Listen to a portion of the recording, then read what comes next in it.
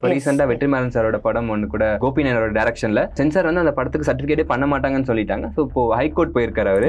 So அது எதனால நடக்குது மேம்? அது எதனால சர்டிஃபிகேட் கொடுக்கல அந்த படத்துக்கு? அது என்ன படம்னு நான் மென்ஷன் பண்ண முடியாது. ஆக்சுவலி அதுதான், அதுல ஏதாச்சும் ஒரு விஷயம் இருக்கும். இப்போ நம்ம ஆர்டினரி ஒரு சென்சார் கமிட்டி ஒன்று போடுவாங்க, அது 4 பேர் பார்ப்பாங்கன்னு நான் சொன்னேன். அதுல ரிஜெக்ட் பண்ணி ஆர்சிக்கு போயிடும். அவங்க திருப்பியும் ரீ கமிட்டி போடுவாங்க.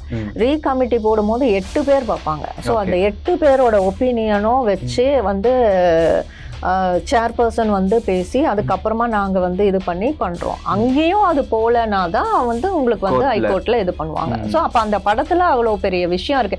ஏன்னா கண்டிப்பா 8 பேர் வந்து எல்லாருமே வந்து இந்த படம் வரக்கூடாதுன்னு யாரும் பேச மாட்டோம். அதுதான் எங்களுடைய குறிக்கோள், வந்து இந்த படம் வரக்கூடாதுன்னு நாங்க எதுவுமே பண்றது இல்லை.